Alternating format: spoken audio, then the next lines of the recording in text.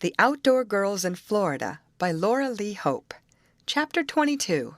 The Everglade Camp. The loon stood irresolute for a few seconds. He seemed to want to rush off into the dark woods again, and evidently expected the girls to follow him. But though they were very anxious to effect the rescue of their friend Tom and the other unknown held in some distant camp, Betty and her chums would take no risks. "Come," called the little captain to the simple-minded lad. "We will go for help, and soon be back here, if you can guide us." "Oh, yes, I know the way all over these parts, even in the Everglades." "Are there Everglades here?" asked Molly, who had heard much of those strange floating forests. "A small patch," answered the loon, "but not much like the real Everglades. It is a big, swampy tract, and the camp is in there." "A turpentine camp?" asked Grace, filled with sudden hope. "No, the bosses are getting out a certain kind of wood. Oh, but it is hard work. The wood is partly under water, and the bugs and mosquitoes and alligators are terrible. I ran away, for I couldn't stand it." "Poor fellow," murmured Amy. "Oh, to think of Tom Osborne and some other young fellow being there." "Just like my poor brother Will," agreed Grace. "Oh, I wonder if he could be the other one he refers to. Listen," she went on to the simple youth eagerly. "I am going to describe a young man to you. I want you to tell me if he is like the one you once tried to rescue, the time you saved our boat." And she gave a close description of her brother. "Is the other one like that?" she asked breathlessly. The loon shook his head. "No," he said slowly, "not at all like that. He is very thin, this one, and he is lame."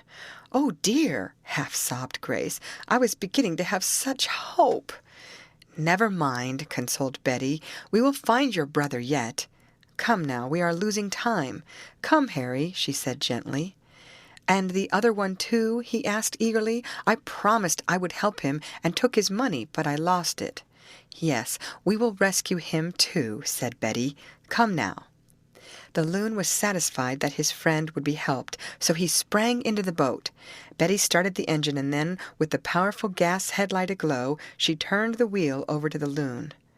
However simple-minded the poor youth might be, however undecided and timid in the forest, he seemed to be a new person on the water. There was a self-reliance about him, a poise, and a certain ability that he seemed to have acquired suddenly. Without a trace of hesitation, he guided the boat through the winding course of the creek that flowed into the main stream. Coming to the turn, he took an entirely different direction from that followed by the girls. "That's where we made our mistake!" exclaimed Molly. The loon did not respond. He was too busy peering ahead at the dark water, which was illuminated only for a comparatively short distance by the searchlight. Suppose we hit an alligator," voiced Grace. "Don't suppose at all," retorted Betty. "It's bad for the nerves." It was now so dark that the girls could not see just the course taken, and so could not know where it was they had made other mistakes. But the darkness did not seem to bother the loon. Like the bird whose name he bore, he seemed able to see in the gloom as well as in the light.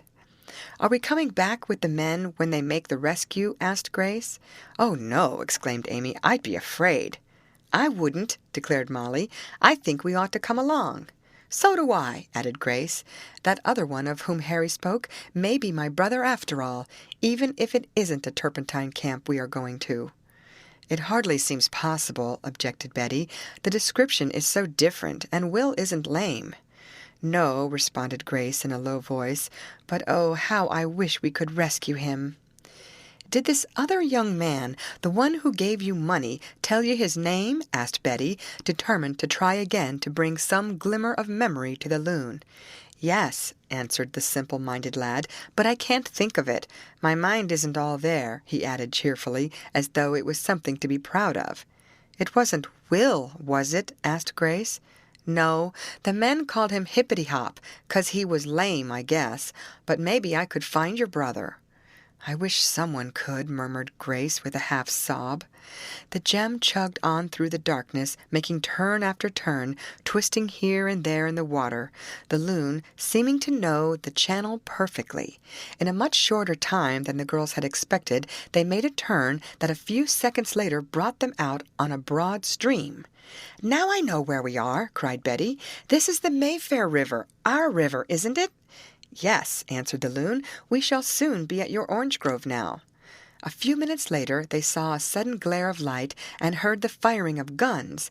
Then they noticed boats here and there on the stream, each one containing several lanterns, while the occupants were shouting from time to time. "Look! Look!" exclaimed Grace. "Hush!" called Betty. "They are calling us." The girls could distinguish their names being spoken.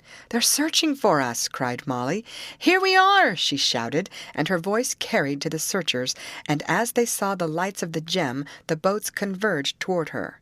Mr. Stonington and Mr. Hammond were in one, and Amy's uncle greeted her and the others with alarm in his tones. "What happened? Where were you? We have imagined all sorts of terrible things about you." "We got lost," explained Betty quickly, "and some men have captured Tom. They are holding him a prisoner in an Everglade camp. This young man can take us back there. We must rescue him." And they quickly filled in the other details of the story. "Well, this beats all!" exclaimed Mr. Hammond. "Those timbermen are getting worse and worse all the while. We'll have to teach them a lesson." "Will you rescue them?" asked the loon. "Surely, Harry," spoke the foreman, who knew the simple-minded lad. "We'll get right after the fellows. What do you say, Mr. Stonington?" "I say yes, of course." "And may we come?" asked Grace. "My brother may be there." The two men did not answer for a moment. Then Mr. Hammond said in a low voice, "Their launch would come in useful, and really there is not much danger in daylight." "Very well," said Mr. Stonington. "I'll go along too." "Aren't you going to rescue them tonight?" asked the loon. "It would be impossible, Harry," said Mr. Hammond gently. "They might escape in the darkness, and take your friend and Tom with them. We'll get ready to descend on their camp at daybreak. That will be best." After some thought, the loon agreed to this, and those in the other searching boats, one or two of them being small launches, having been informed of the return of the girls, the whole flotilla went back to the orange grove. The loon was given a place to sleep, and then the girls told more of their story.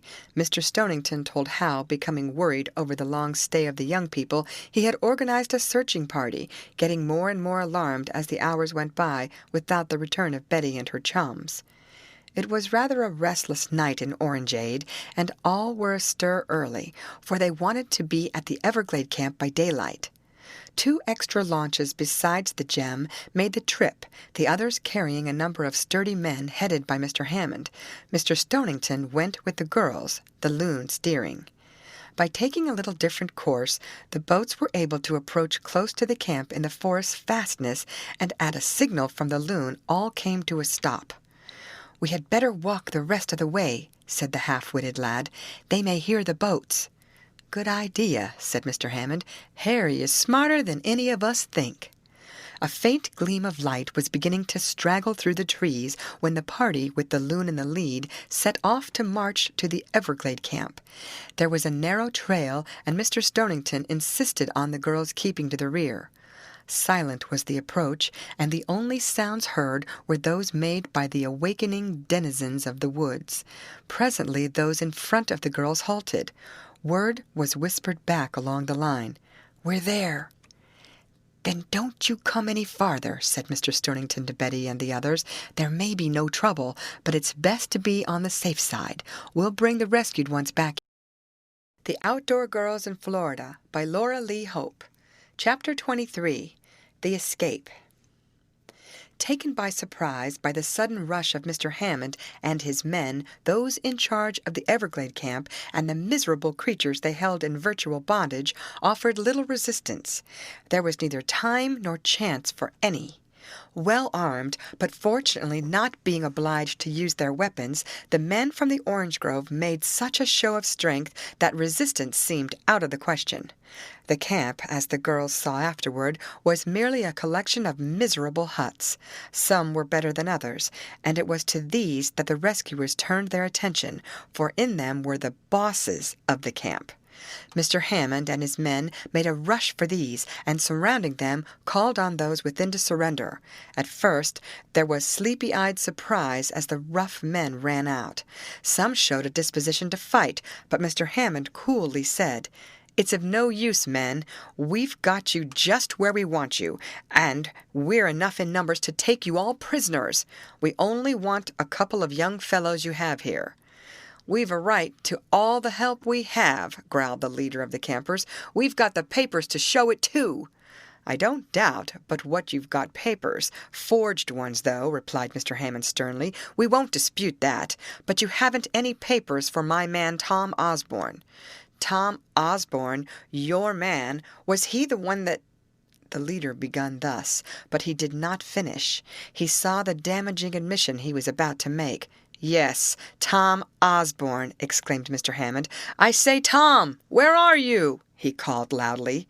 "Here, Mr. Hammond," was a shout from a distant shack. "Are the young ladies all right?" "Yes, they're here to help rescue you." "Tumble over there, some of you," directed Mr. Hammond to his men, "and let Tom out. Break in the door." "I say now," began the leader of the campers, "that won't do." "That's enough from you," warned Mr. Hammond sternly. "Smash in that door, men." A little later Tom Osborne, rather forlorn and miserable from his night's imprisonment in a tumble-down shack, walked out, his bonds having been cut. "Now for your friend, Harry," said Mr. Hammond to the loon. "We must get him out next." "There's some young fellow in the shack next to where I was," said Tom Osborne. "I heard him talking to himself early in the evening, but not since daylight. I guess he's the one you mean." A rush was made for the wretched place, and the door was burst in, but the hut was empty. "He's gone!" cried the loon. "They've taken him to some other place. Oh, I'll never be able to keep my word to him." "We'll find him," declared Mr. Hammond. "I don't know who he was, but we'll get him. Look in every shack, men." In turn, every cabin was inspected. Many wretched young men, and some old ones too, were routed out. But the proprietors of the camp seemed to have a right to their services, either by contract or through the action of the criminal laws. Sad indeed was their plight, but the rescuers had no legal right to take them away. "Though I can and will proceed against you for taking Tom Osborne," declared Mr. Hammond, "and I'll see to it that you get the punishment you deserve." Mr. Stonington said something in a low voice to the overseer. "Oh, yes," went on Mr. Hammond, "if you want to tell what became of this other man, whom you seem to have kept against his will, I'll do what I can to have your sentence lightened." "He must have got away," said the head lumberman sullenly. "He was such a spunky chap that we kept him locked up, and we had a right to him, too. He signed a contract."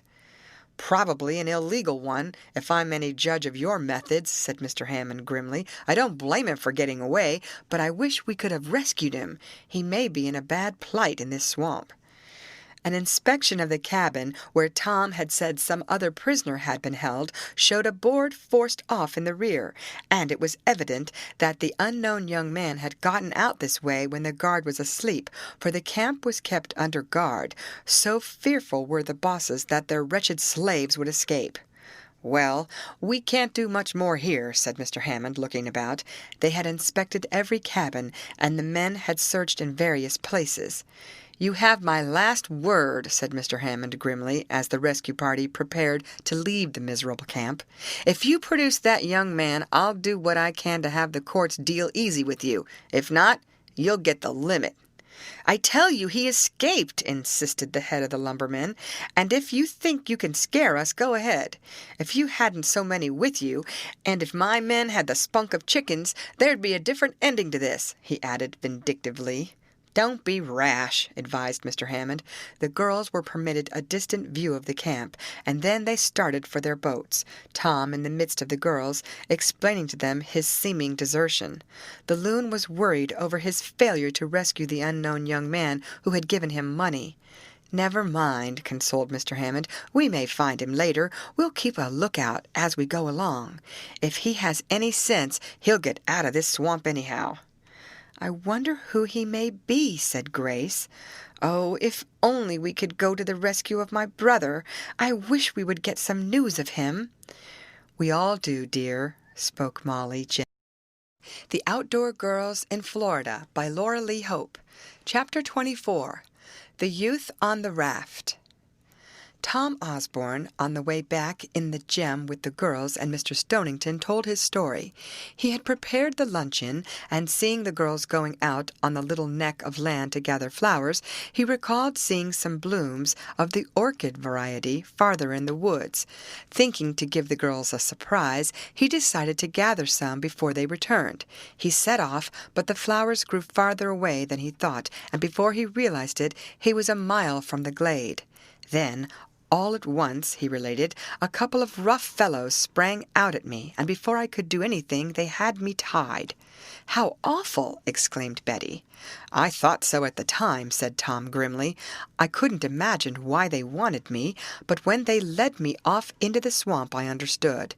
They were after workers, and they'd do anything to get them. Happily, the days are past when such things are done, but a few years ago, before the law intervened, men who were making money by getting valuable timber and other products from the southern forests stopped at little in order to obtain the necessary labor." Tom was taken to the Everglade camp, which explains why the calls of the girls did not reach him. Strong and healthy, he was a great find for the unscrupulous contractors, but as he stubbornly refused to work, he was made a prisoner in one of the shacks. It was there that he got into communication with the loon. Poor Harry, wandering about in the swamps and forests in search of the young man who, some time previous, had given him money to go for aid for him, came within talking distance of where Tom was locked up. Tom knew the half-witted fellow and quickly whispered an appeal to him. "I told him to go back and find you girls," said Tom, "and tell you why I couldn't get back. Then I asked him to tell you to get help." "And I did," spoke the loon proudly. "Indeed you did," declared Tom, patting him on the back. "I only wish I could have helped the other one," went on Harry. "But who was he? Can't you tell us his name or something about him?" asked Mr. Hammond. The loon shook his head. "I forget," he muttered. "All I know is that I saw him up in the other camp a way off. He gave me money then, and told me to go to someone, I forget who, to send a message over the telegraph wires, you know. He wrote it down, but I lost that and the money. Then I went back, but they had taken him away. I trailed him, though, and found him where I saw Tom. Then I ran to meet you girls. I was afraid, too." "You were brave, Harry," said Mr. Hammond. "Was I?" asked the simple lad, well pleased. Tom told more details of his imprisonment, how he heard sounds from an adjoining cabin that would indicate some other unfortunate was held there. He heard the men discussing his case and planning to force him to work in the morning. Then had come the rescue. Through the gathering morning light, the Gem proceeded on her way. Tom was at the wheel, having been refreshed by coffee which Betty and Molly made aboard their craft. A lookout was kept for any signs of a refugee on the way back to the orange grove, but none was seen. "He may be hiding in the swamp," said Mr. Hammond. "He may come out after dark and make his way to our place. I hope he does." "I am going to look for him," said the loon. Poor fellow! In spite of his simple ways, he showed a devotion of which one with a stronger mind might have been proud. "Can't something be done for him?" asked Mr. Stonington, nodding in the direction of Harry. "Ought not we to keep him with us?" "It would be hard work," answered Mr. Hammond. "He is used to going and coming as he pleases. He wanders all about this region. He is harmless." Without further incident, the orange grove was reached. Tom Osborne, tired and worn out, received every attention, and was soon himself again. Mr. Hammond communicated with the authorities regarding the men of the camp, but little could be done. There were legal complications hard to avoid. "But at any rate," said Mr. Stonington, "we have rescued Tom, and that other young man has escaped." "Perhaps to a worse fate," observed Mr. Hammond. Days passed. The outdoor girls enjoyed their life in the orange grove, but Grace fretted because no word came from her brother. He seemed to have disappeared completely. Following the receipt of a letter from her father containing no news, Grace was so gloomy that one day Betty proposed a ride in the launch. "It will do you good," she said to Grace. "We will take our lunch again and—" "Get trapped by alligators or snakes?" suggested Amy. "No," declared Molly. "We'll take the loon along, and he will look after us," for Harry was back from one of his wanderings. He spent much time away from the grove, seeking in many strange places for the young man who had appeared to him for help, but he did not find him. So the girls went for a little excursion. In spite of the gloom that seemed to hang over them, they had an enjoyable time. They were scanning the shores ahead of them, looking for a suitable place to land and eat their lunch, when Betty, who had taken the wheel with the loon to stand beside and direct her steering, uttered a cry and pointed ahead. "See," she said, "what is that?" The other girls looked. "Some sort of a raft," answered Molly. "And someone is on it," added Amy. "It's a man!" cried Grace. "A young man! Oh, maybe it's the one who escaped from the Everglade swamp. Hurry to him, Betty!" As she spoke, the figure on the raft rose to his knees and waved a hand at the girls.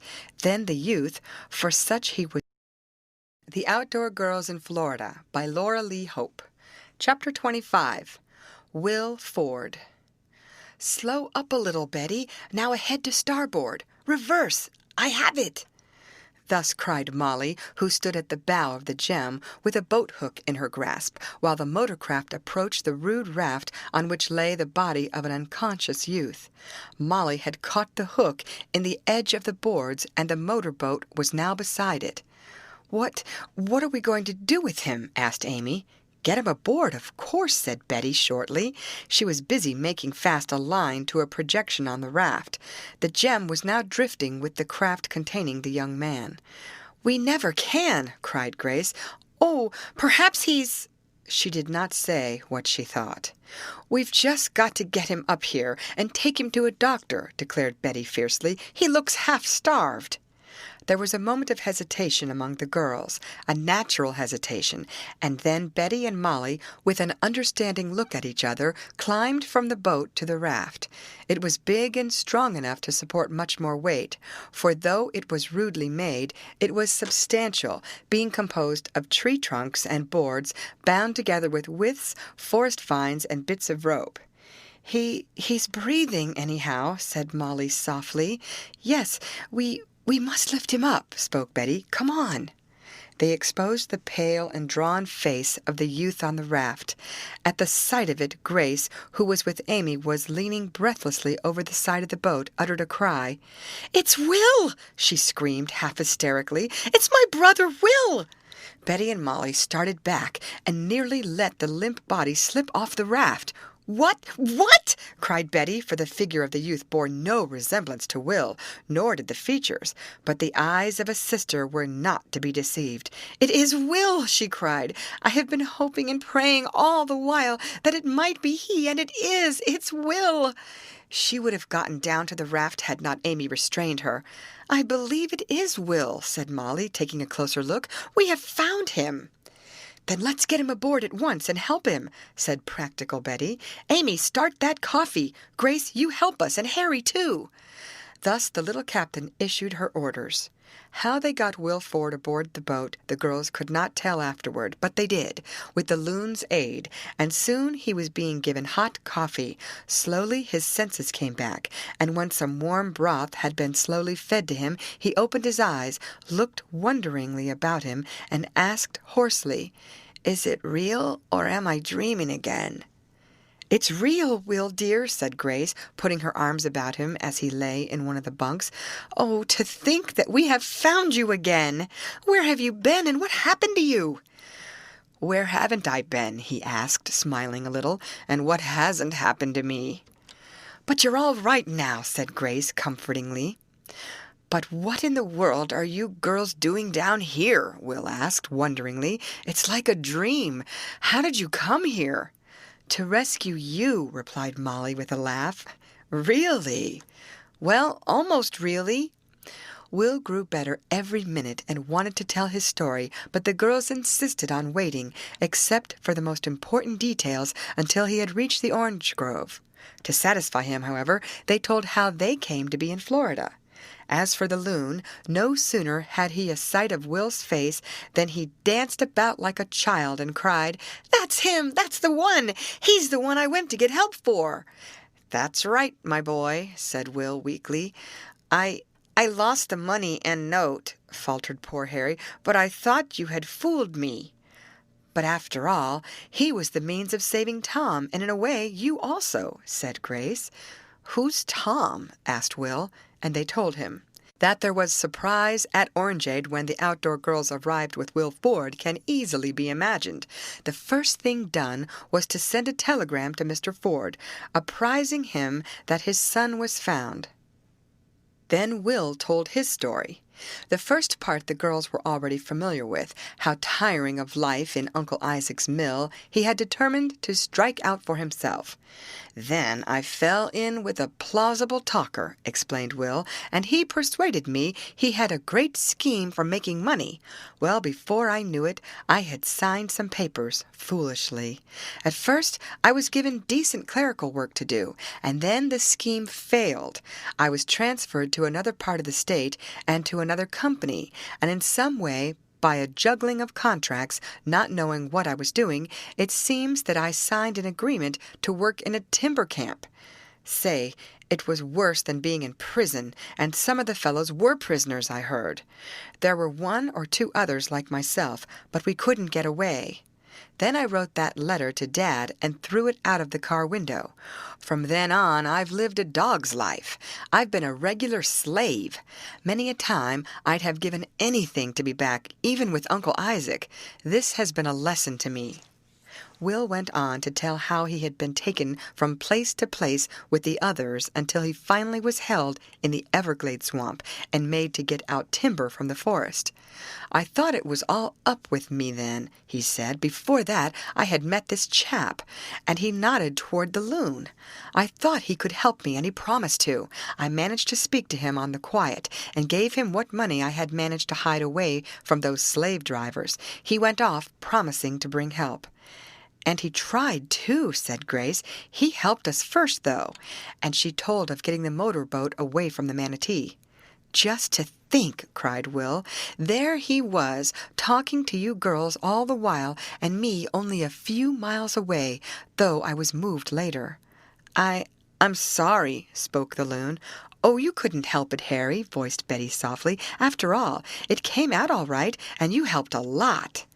"Indeed he did," agreed Tom Osborne. "Only for him, Will and I might still be prisoners."